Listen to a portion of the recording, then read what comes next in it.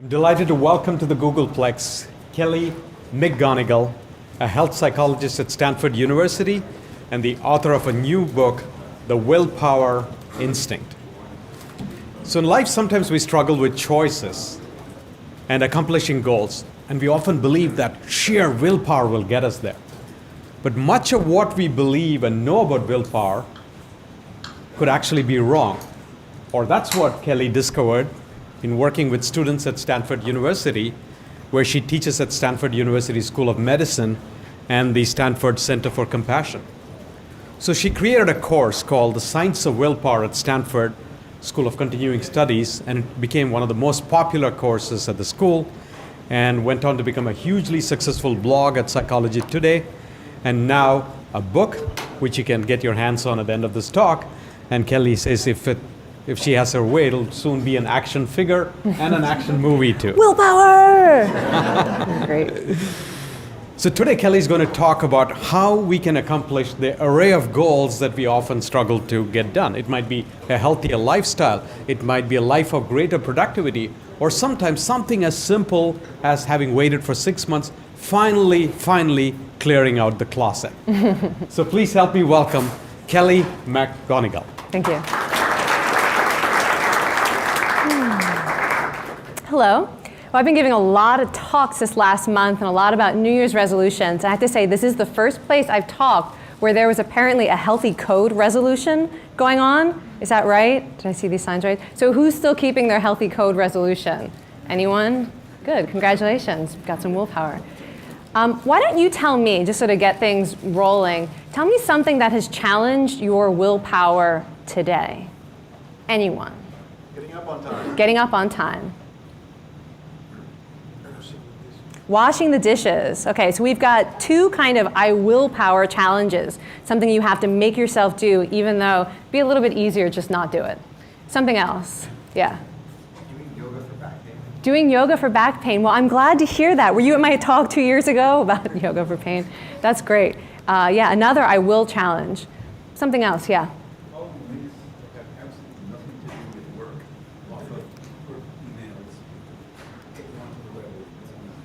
Yeah, so an example of I won't power, there are all these links you could follow. You could just click and get lost down the link hole. And you have to find the ability to resist that temptation. Maybe one or two more? Anything? Back row, any willpower challenges?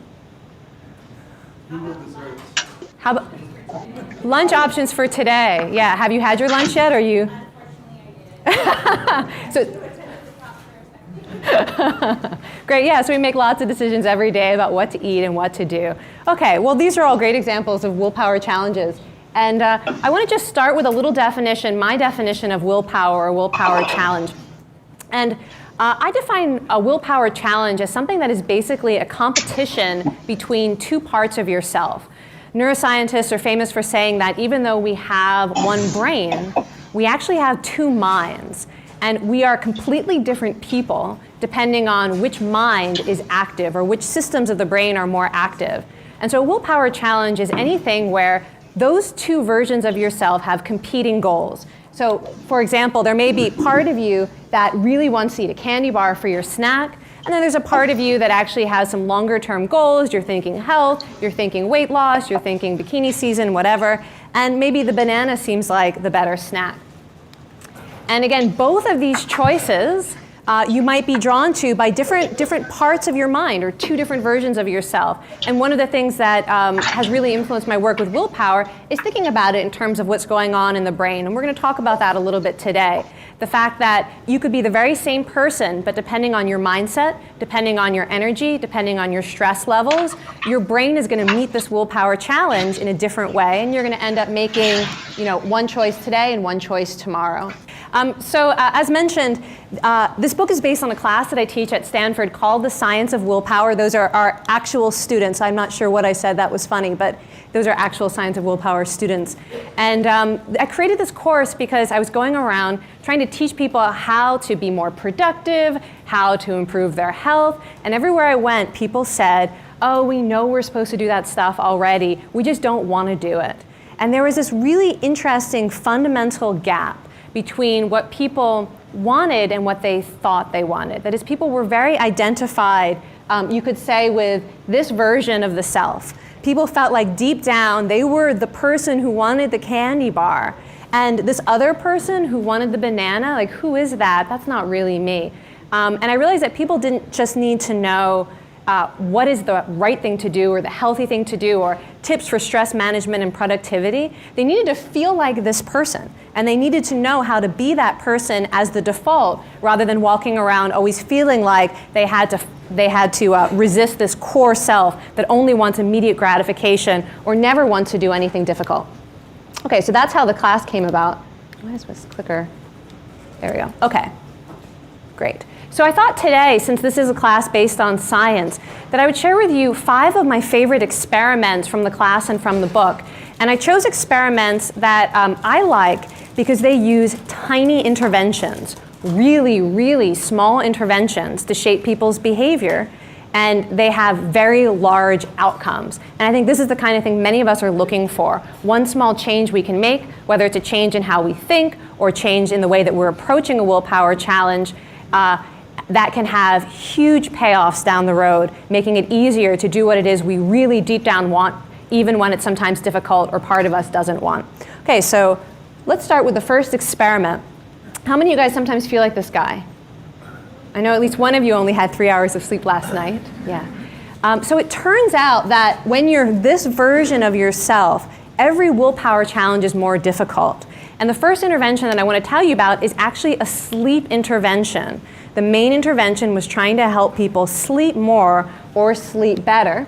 And it was people who had a very serious willpower challenge. These are people who were recovering from addiction to drugs, and they were in a substance abuse recovery program. And half of the people in the standard care were assigned to take a mindfulness meditation training that was designed to help them improve their sleep or sleep more. And so the first thing I want you to take a look at on this graph, this is minutes of sleep per night. And you're going to think this is insanely optimistic, I know. But everyone's starting around 7 hours. And we're going to improve on 7 hours. And that probably seems an impossible dream. Okay, so everyone in the group was starting around 7 hours. And what the researchers found was that just doing a little bit of meditation every day, breath-focused meditation, increased sleep time to just over 8 hours a day. And the control group had a little bit of deterioration to slightly less than 7 hours of sleep a night. Okay, now that's not the interesting finding. I mean, it is nice to know that if you meditate for a few minutes a day, you will sleep better and get more sleep. But what's interesting is how that change in sleep time then made these recovering addicts impervious to relapse. They were stronger against relapse. And this is a very high correlation, 0.70. The increase in sleep time predicted resistance to relapse with a correlation of 0.70. Getting 1 more hour of sleep a night suddenly made it a lot easier for these recovering addicts to resist the temptation of falling off the wagon. And interestingly, the number, I never know, it's going to bounce off the screen, right? I should point at the screen. You guys are tech experts. The number of minutes per day that people meditated also predicted resistance to relapse. So there were really 2 things going on in this intervention. There was getting more sleep, and there was also something about the actual practice time. And it wasn't a lot, but it was something like 10 minutes a day, 15 minutes a day. And both of these things, sleep and meditation, were giving people more willpower for one of the biggest willpower challenges. So I want us to think together a little bit about why those 2 small interventions, an hour more sleep or 10 minutes of meditation a day, might actually give us more willpower for any willpower challenge. What you're looking at here is an image from an fMRI study of what happens to the brain when you're a little bit sleep deprived. And most studies use less than 6 hours of sleep a night as sleep deprived, which may seem normal to you, but for most of us, that's actually functioning far suboptimal. What you're looking at here is a composite of a lot of different people's brains, some who are sleep deprived and some who are not. And we're going to slice the brain. So imagine me standing this way, and we're going to have one of those like meat slicers, and we're going to slice down the head and just start taking sections off and look down the middle. And so where you see these yellow spots, that's the front of the brain right about here or right about here. That were my brain pointing that way. And yellow means that this area of the brain is underactivated when you have less than 6 hours of sleep at night, or this area of the brain is unable to do its job as efficiently And the red areas are areas that are more activated, sort of midbrain regions that are associated with basic impulses and instincts. So when you're getting less than 6 hours of sleep a night, your brain is actually unable to recruit the systems of the brain that you need to be that better version of yourself. This area of the brain, I love this image because it's like, here's where the balance is weighed. Do I want the weight loss or do I want the chocolate bar? And this area of the brain right here is basically keeping track of your goals. And it's sort of a hard job, it's heavy lifting it needs to do, is to remember long-term goals, core values, and when it is unable to do that, when it's underfueled or when it's underactive, your brain thinks all you really want is the chocolate bar, or to procrastinate, or to follow that link through, or to not bother doing your yoga exercises. And so in some key way, the ability to remember who you are and what your big goals are is dependent on the ability of this area of the brain to use energy well, and sleep deprivation is one of the main things that can get in the way of that. And I think that's one of the reasons why this small sleep intervention ended up helping people resist relapse to drug addiction, because they now had brains that were better fueled to remember their goals to stay clean and sober. And it's not just sleep that impacts the physiology of your brain, how well your brain uses energy. There are a couple of other things that seem to really strengthen the ability of the brain's frontal regions to do what they're supposed to do, to help you control impulses and find your motivation. And here are the 4 things from the research that seem to do it, to make your brain a kind of willpower machine. One is sleep, as I mentioned, and hopefully there's going to be one thing on this list that you're not currently doing that you're willing to do, because you don't have to do all 4. So getting a little bit more sleep really makes the prefrontal cortex better able to regulate those systems of the brain that direct you towards temptation and immediate gratification. And meditation also. And both meditation and physical exercise have been shown not only to make your brain more efficient at using these self-control systems, but they actually make these systems bigger and better connected to the regions that they are supposed to be controlling. And again, it can be a very quick time course to see these benefits.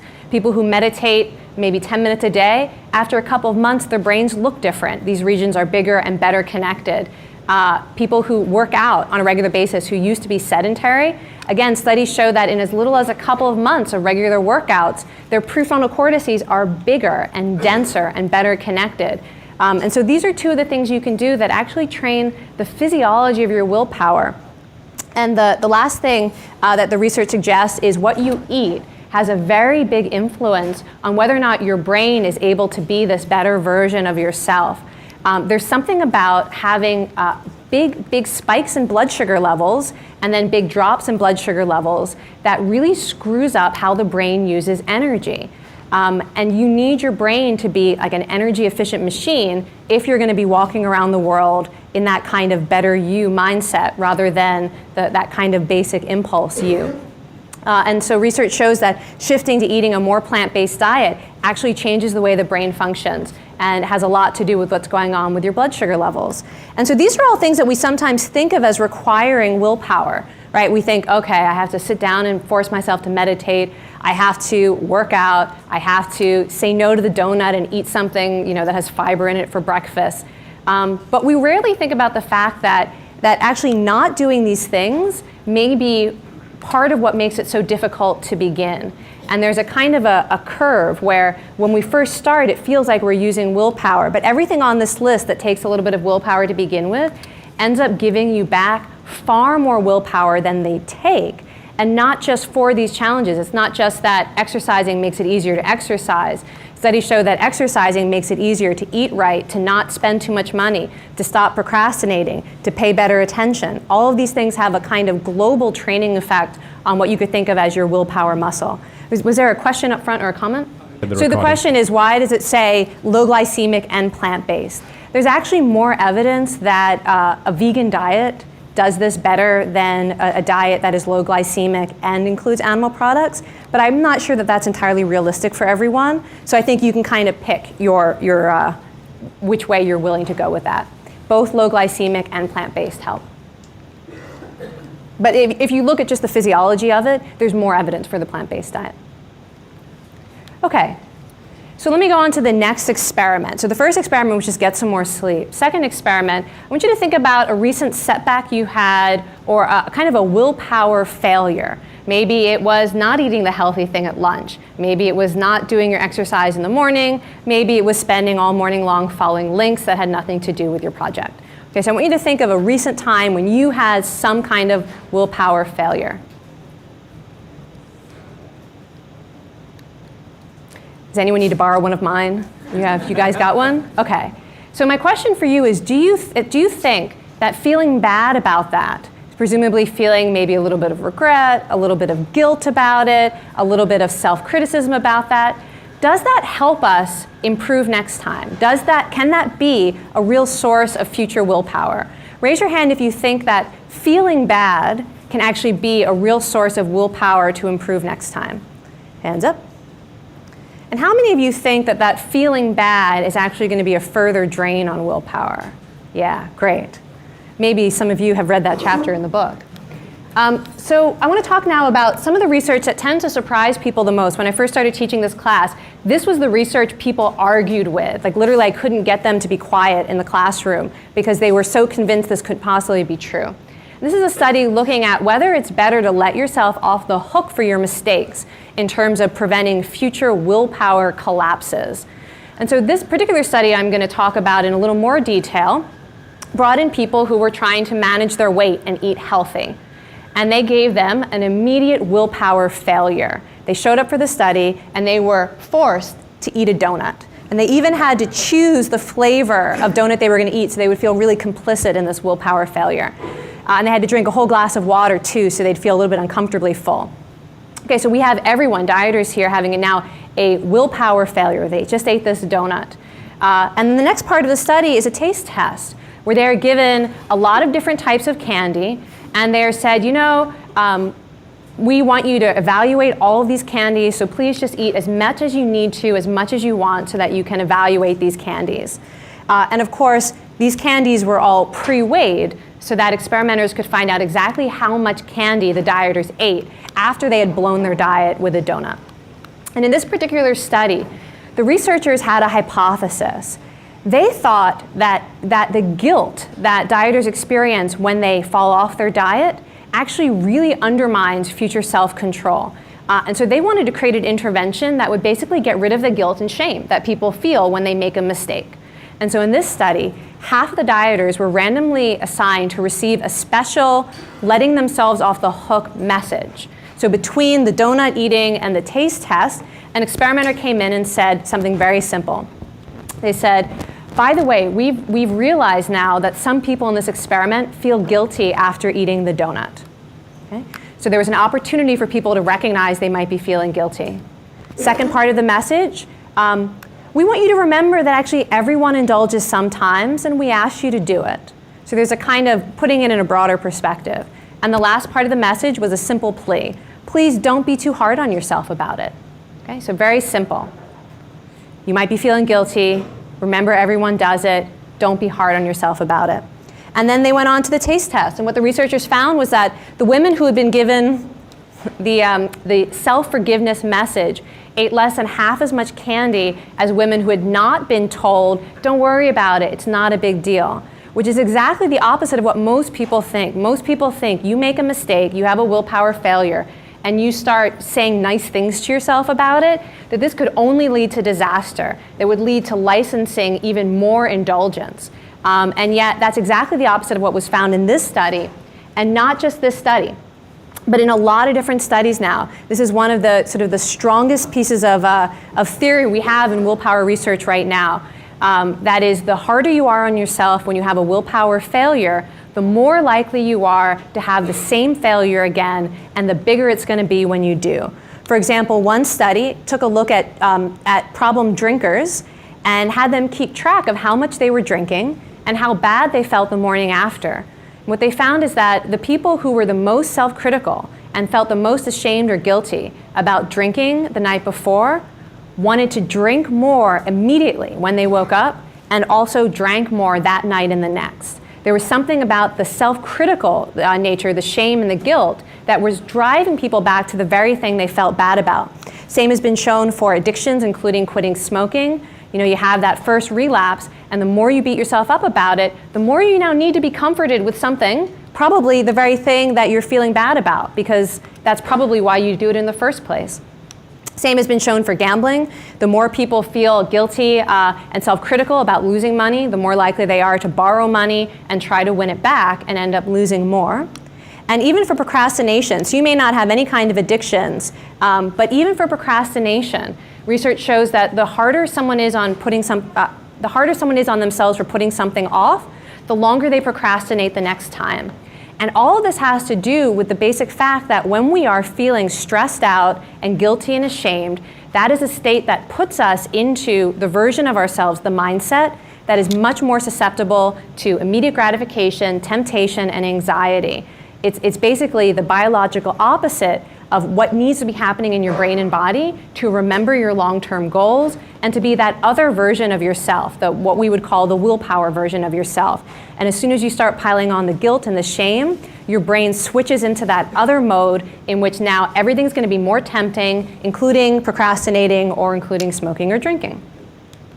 So I just wanted to give you a sense of what it would be like to give yourself a self-compassion message. Again, I said this was a tiny intervention, this donut study, and this is basically all it was. And there are a number of programs now that are teaching people how to write these messages for themselves and to literally have them scripted for the moment they fail, for the moment that they procrastinated and they're late again, or for the moment they had that cigarette when they hadn't smoked in a week, and to be able to whip this message out as a way of not falling down that hole that we often fall into. So the 3 steps of this message is, the first is mindfulness of what you're thinking and feeling. Noticing that you're feeling guilty, or noticing that you're feeling self-doubt or self-critical, maybe angry at yourself, and actually allow yourself to see those feelings. Because a big reason that people go from feeling guilty to giving in again is that they just want to get rid of that feeling. It's so kind of overwhelming, and they want to distract themselves from it with something that is going to get them into further trouble. And then the second step is this common humanity. One of the reasons that it is hard to find our motivation and our willpower is we start to feel like there's something uniquely broken with us. There's something about who we are that is wrong and weak. And that mindset makes it very difficult to tap back into your motivation or your strength. And so this message of common humanity is basically saying to yourself, you know what? This is part of the process of change. This is how things get done. Sometimes we procrastinate. Sometimes we fall off the wagon. Everyone is imperfect. And to recognize that this is not saying anything about who you are. It's saying something about the process. And what matters is how you respond afterward, not the fact that it happened at all. And then this last step is encouragement over criticism. And if you were to think about someone you were mentoring, you know, some of you probably have mentees here, or interns, or you think about a child that you care about, or a dear friend, what would you say to them when they had a setback? And to say that to yourself, it might be reminding yourself of your goal. It might be reminding yourself of the big picture rather than the sort of the micro picture in which you feel like a failure. And to do that rather than the voices we often have in our head that are saying things like, why did you do that again? You're so stupid, you're never going to change. And to actually start to talk to yourself a little bit in the second person as if you were a good friend. And research shows that this particular approach, learning how to talk to yourself in this way, is more effective, for example, at quitting smoking than nicotine replacement therapy. That's how powerful being able to respond to setbacks with self-compassion can be. I want you to take a look at these circles, which go from being totally non-overlapping to extremely overlapping. And you're going to decide which of these sets of circles best represent how you feel about who you are today and who you're going to be, let's say, 30 years from now, 30 years in the future, or pick a time period that feels right to you. Okay, so this is your current self and this is your future self 30 years from now. This means who you are today is really very different than who you're going to be 30 years from now. Some overlap, but actually a lot of change is going to be happening between now, who knows.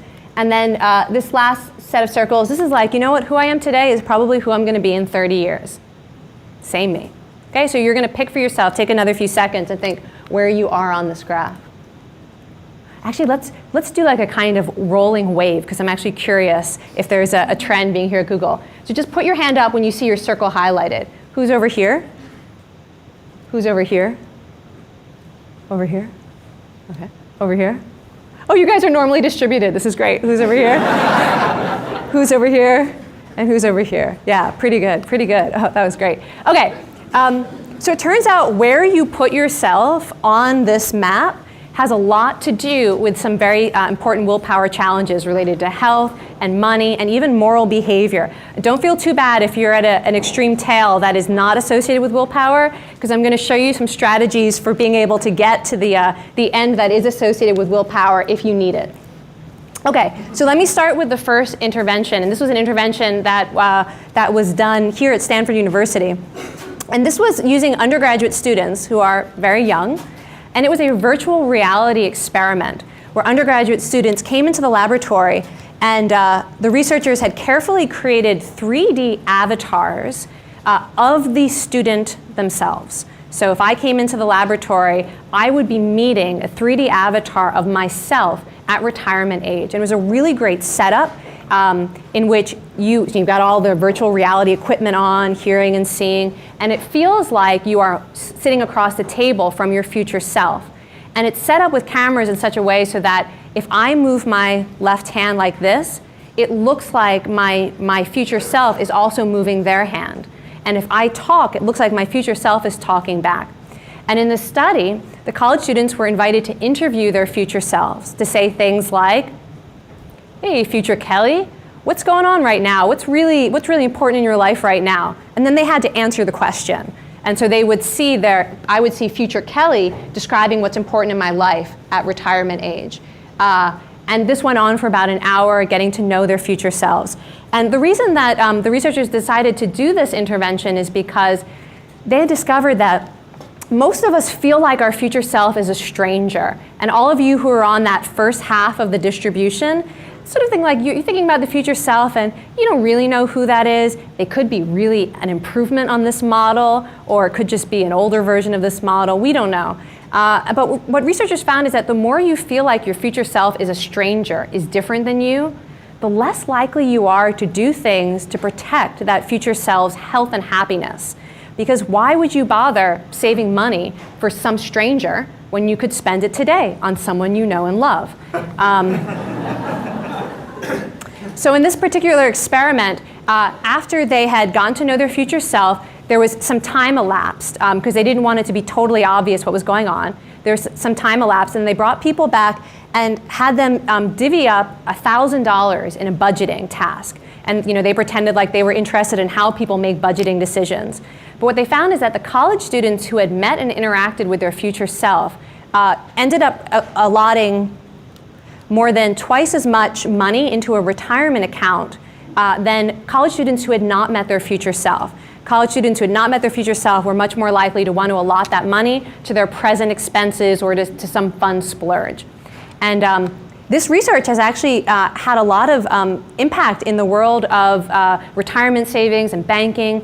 I just heard an economist recommend last week that we should be trying to Photoshop pictures of people's future self on every mortgage application or credit card application, so people would have to really think about the implications of this. I mean, you could imagine an HR setting, right, where people are new employee and they're asked to make their retirement allocations. What if they had to interact with their future self first? New college students coming into a first job might make a very big difference in their retirement savings down the line. Okay, so that was just that was the intervention, that was the experiment, but I just want to point more broadly to some of the research looking at that circle graph that I showed you. And it turns out that people who believe that there is more overlap, that they're more closely related to their future self, have a lot more willpower for different types of willpower challenges. Oops, didn't mean to do that. So the first thing is they're less likely to procrastinate in general and less likely to be late. I mean, one of my favorite findings from this research is that people who felt like they were less similar to their future self were also more likely to show up late for the experiment or skip it completely, to just blow it off. And that was a kind of interesting finding. They also are more comfortable, are more likely to make ethical decisions at work. So people who think that the future self is more different, like a total stranger, they're actually more likely to feel good about betraying a colleague at work if it helps them advance in their career. They're more likely to keep money that they found even when they might have an inkling who that money belongs to. And that's kind of an interesting finding, because we could understand retirement, future self, but it seems like this ability to disconnect from the long-term consequences of your choices actually primes you to be that more impulsive self, even when it doesn't really have anything to do with your own long-term benefits. And then also looking at real-world outcomes, not just an experiment, but you look at what circle people choose and how much money they have, their assets, their home, their debt, their wealth. And people who feel closer to their future self actually have more assets, are more likely to own their home outright, more money in the bank, more retirement savings. And so this is a real world finding, not just an experiment. And they're also more likely to do things that don't have a payoff immediately, like flossing and exercising, but that will be good to protect their future self. So with that in mind, one of my favorite willpower boosting strategies that you can do that doesn't really take any willpower at all is to get to know your future self. And there are, you actually here, maybe you can do 3D avatars. Is that like a Google project somewhere? But can't tell you. But so most people can actually interact with their future self in that high-tech a way. But it seems like there are other ways that work as well. And one is to write a letter from your future self to your present self. And you can do this in a number of different ways. So one way is to just write to your present self about who you are, what you're doing, where you're living, what you care about. Or you could even write a more closely defined letter that looks at some challenge you're dealing with now. Maybe you're struggling to quit some addiction, or spend time with your family, or it's just something that it seems like it's not working the way you would like it to. And you could write a letter from your future self thanking your present self for doing it, and describing what it was you did and why it mattered. And research suggests that this kind of letter writing from your future self can actually give yourself more willpower. Yes? Is this boomerang if you actually have low self-esteem now? Telling yourself that you're going to be more like you are now in the future. If you're a loser, you'll always be a loser. That is probably not the letter you should write. So just for people who are watching this on the video, the question was, if you feel really bad about yourself now, could this have the opposite effect, where you think, oh my God, I'm never going to change, and if you're a loser now, you're going to always be a loser. So the letter might be like, dear loser, I'm still a loser. You're still a loser. Life sucks. That is not the letter. Actually, so research suggests it is better to be optimistic in this letter than to be pessimistic. But at the same time, the key thing about this finding is not so much whether you think you are going to be exactly the same, but whether you understand that it's going to be the same person having the future experience.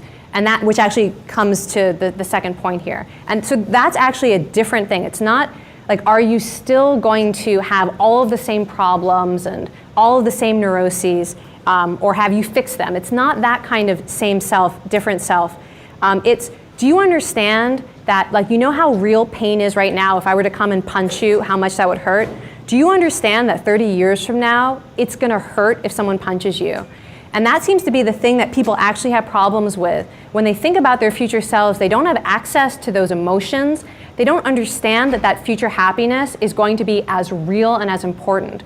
And so, so when you're doing this kind of letter writing or doing this future self imagination, the actual critical part is getting to feel like that future self is real, and that it is in some way you, that you are going to be the one having this experience. And it's not so much whether you think you're going to be the identical person, still listening to the same music you listened to in 1983, or it's not like that. Okay, so here's the second future self exercise, which kind of gets to that. And I call this going back to the future. And this is the exercise of just imagining yourself in the future. Studies show that just imagining yourself grocery shopping in the future, okay, not anything even relevant to your goals, but just grocery shopping, then ends up helping people make better decisions in the present moment that's going to lead to payoff in the future. Because you can actually imagine it, and you can imagine what would be on the shelf, and you know what it feels like to be pushing a shopping cart. And there's something about making the future real that gives us more willpower, kind of independent of the content, what you're thinking about. But there's also studies showing that you can imagine specific futures related to your willpower challenge, and both good sort of future realities and negative future realities can be very motivating.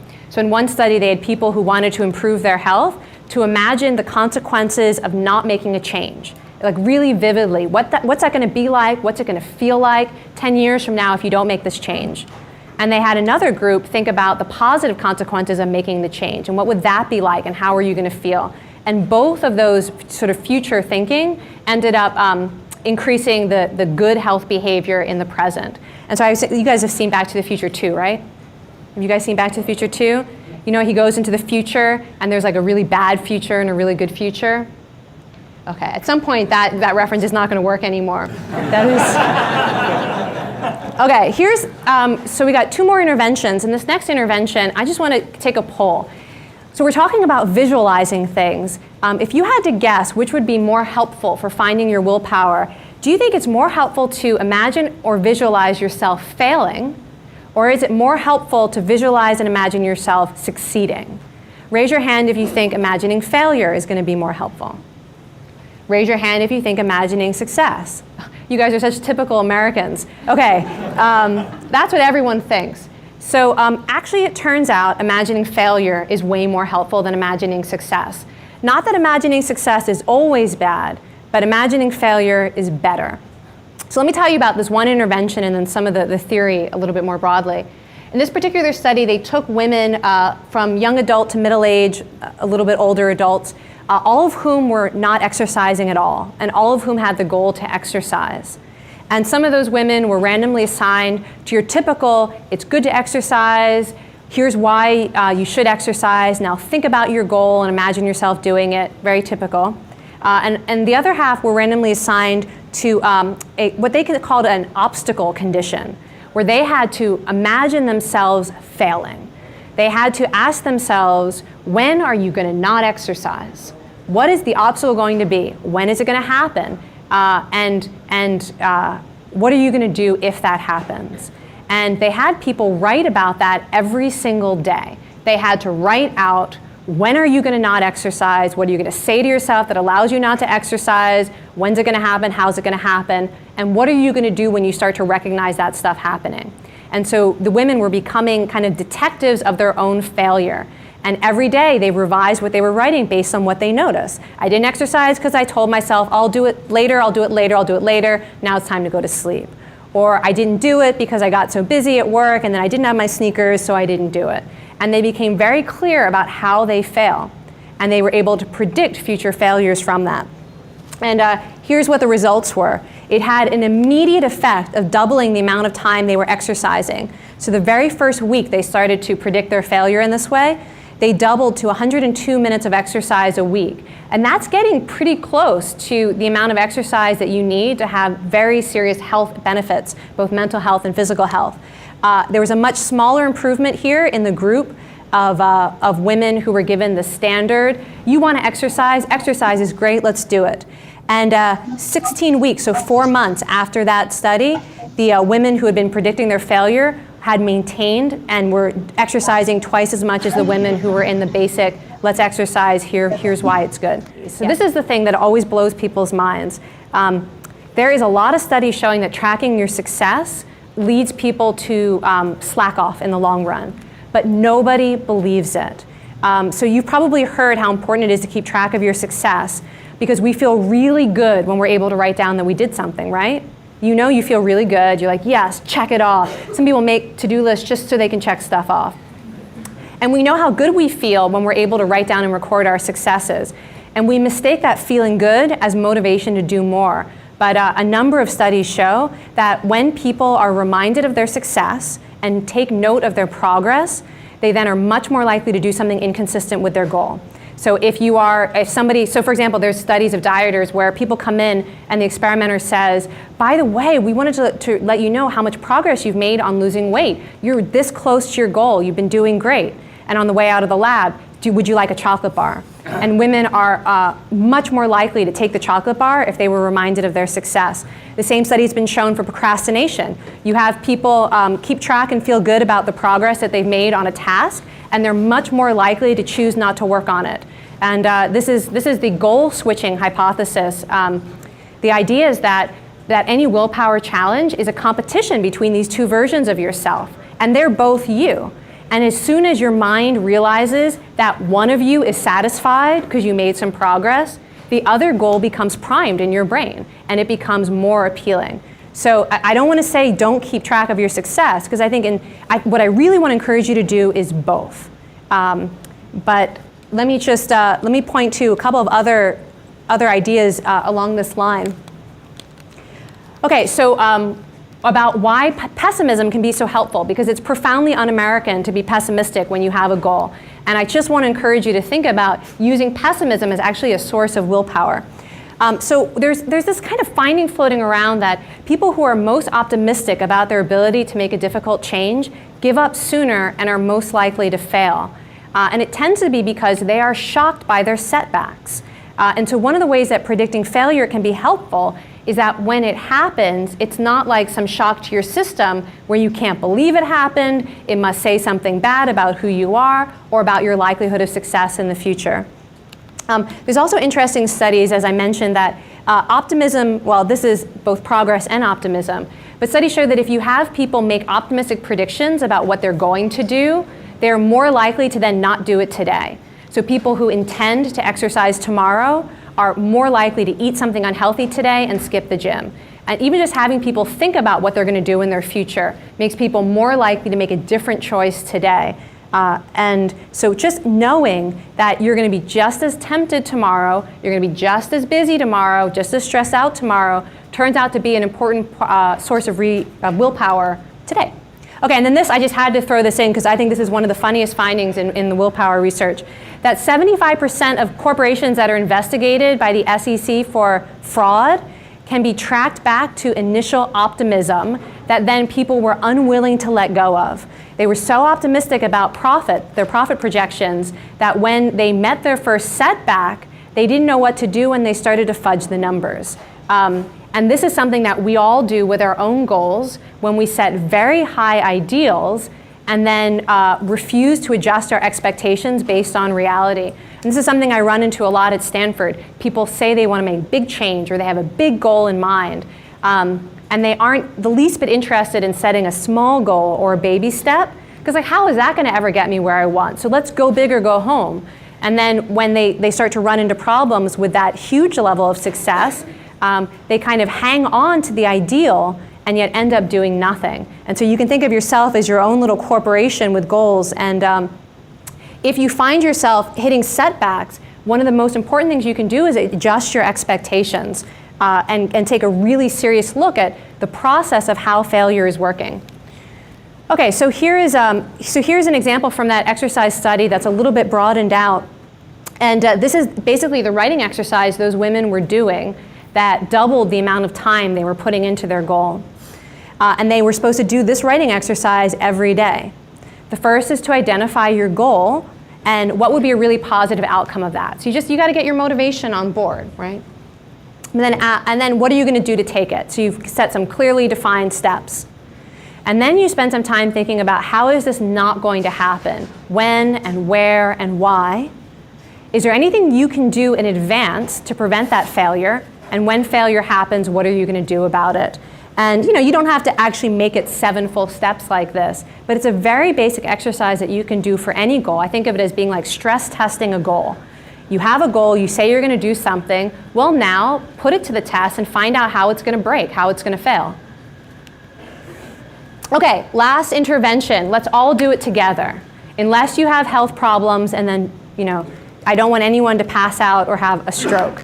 So if you are willing to take this challenge, we're just going to hold our breath for 15 seconds. Who's got a second hand? Great, you're going to time us. Okay, only if you want to do this. Take a deep breath in. Look at your second hand. Go to take a deep breath out now. Exhale, exhale, exhale. Exhale it out. Stop breathing. Time us. Remember, you can breathe anytime you want to if you need to. I just want you to notice how this feels. 3, 2, 1, breathe. Good, okay. So holding your breath, obviously that's a little bit of a willpower challenge. Some of you maybe you need to hold your breath for 2 minutes to feel it, but I did not want anyone passing out. So would you believe that this ability to hold your breath is one of the best predictors of people's ability to succeed at difficult goals? It's kind of interesting. Psychologists call this distress tolerance, the ability to stay put when things get uncomfortable. So I want to tell you now about a small intervention that teaches people how to sort of hold their breath, but not exactly, how to basically ride out physical discomfort that gets in the way of making a difficult change. I'm going to tell you about 2 different studies that are basically using the same technique, so you can kind of pick your willpower challenge here. The first I call the torture chamber. And this was a study of smokers who wanted to quit but had been unable to.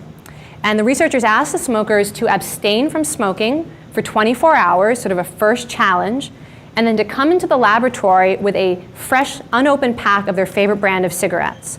So all the smokers show up, they've got their pack, they are desperate for a smoke, and they even like carbon monoxide tested them to make sure they hadn't smoked. So they were ready for a cigarette. They all get, they seated at a long table and asked to put away all distractions except for a lighter or a match and their cigarettes. So you got a bunch of smokers now, they're ready. And then the experimenter is about to begin the process of allowing them to smoke. And she says through actually a microphone like that, you hear this voice that says, "Take out your pack of cigarettes." And everyone does, they're all excited, woo, stop. Okay, they have to wait 2 minutes now, and they're not allowed to do anything except look at their pack of cigarettes. Pull off the cellophane. Okay, great. Stop. 2 minutes they have to wait. Okay. Pack it. Oh, there was pack. See, I don't smoke. I forget some of these steps. They had to pack the pack too. And they got the cellophane open. Okay, take out a cigarette. Finally, stop. They have to wait 2 minutes. And this goes on. And every 2 minutes, they're writing down how intense their cravings are and how much they want to smoke. But other than that, they're not allowed to do anything. Take a cigarette out. Stop. 2 minutes. Look at the cigarette. Stop. 2 minutes. Smell the cigarette. Stop. 2 minutes. Put the cigarette in your mouth. Stop. 2 minutes. Take out a lighter. Look at it. Stop. 2 minutes. This went on for over an hour. Nobody was actually allowed to light the cigarette. Okay. So here's what I didn't tell you what the actual intervention was yet. Half of them before this happened had been taught a technique called surfing the urge, in which you learn to pay attention to the physical discomfort of wanting something. You give it your full attention, and you trust that you can tolerate those physical sensations, and if you just wait with patience, they will go away. That any craving, any emotion will eventually pass if you can just breathe and wait it out, that you don't have to act on every impulse or emotion. So that's the technique they were taught. They were surfing the urge. They were imagining those cravings as a wave that they were getting on, and they were just going to breathe, and they knew that it would eventually end, just like a wave. Before I tell you the results of this study, let me just give you the food one. The food one's a little bit different. They took people who had problems with self-control around food, especially sweets, gave them a clear container of Hershey's Kisses, transparent container, and they had to carry that box of Hershey's Kisses around with them for 48 hours, and were not allowed to eat a single one. And they were all carefully marked, little pin scratch, so that the researchers would know if they ate them and restocked it, which would not be cool. Okay, and they were taught the same technique about how to handle cravings, how to surf the urge, allow yourself to feel the craving, and yet remember you don't need to act on it, and the craving will go away eventually. Okay, so the results. In this study, the smokers who had been taught how to surf the urge in that 1 hour torture test, they ended up reducing their cigarette smoke by 40% in the very next week, even though the researchers had not asked them to. The control group did not reduce their cigarettes at all.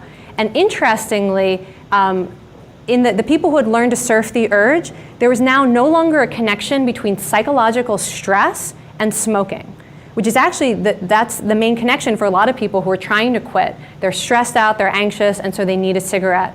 And in this particular group with this intervention, it cut that link between stress and giving in, probably because they had a tool for dealing with difficult feelings and emotions. In this study, the people who had trouble with self-control around food, if they were taught to surf the urge, 0 had a single Hershey's Kiss over the entire 48 hours. whereas those who'd been given other strategies, including distraction, ended up much more likely to give in and also really stressed out about it. So these are just two different examples of how surfing the urge can give us a lot of willpower for the things where we need willpower. You know, a lot of times I hear people talk about how important it is to build good habits, but the reality is sometimes you need strength to do something difficult. And there's no habit in the world that's going to make you not want a cigarette when you see it, or want a donut when you see it, or make you want to avoid something because you're anxious. There's a real impulse and a real feeling that you need to deal with. And this power of acceptance seems to be the best strategy for dealing with these difficult emotions, these difficult thoughts, and these difficult cravings. And any attempt to kind of push them away or get rid of them backfires. But being able to ride them out and imagine them as passing experiences that you don't need to act on has been shown to help a lot of different willpower challenges, including the kind of anxiety that leads us to not do things we know we should do. Intrusive thoughts, you know, that's a real willpower challenge. Sometimes our mind goes places we don't want it to go, to memories or to things we're imagining or to negative thoughts about ourselves and others. And research shows you can apply the same technique to a negative thought without having to act on it. It's been shown to improve weight loss. This technique of learning how to accept your own cravings tripled the long-term 1-year weight loss success rate among people who were in a really standard weight loss program. It helps substance abuse, and it even helps people with schizophrenia. I mean, talk about a willpower challenge when you have voices in your own head that you cannot escape, and you're trying desperately to have some kind of normal life and relationship with the world when you've got these voices in your head that are telling you to do something or not to do something. And studies show that schizophrenics who learn to accept their own intrusive thoughts and hallucinations and delusions, like a craving that's not real and you don't need to act on it, but it's gonna be there and eventually it will pass, they actually end up being more likely to be out of the hospital, be dehospitalized, and function normally compared to people who have not been taught this technique.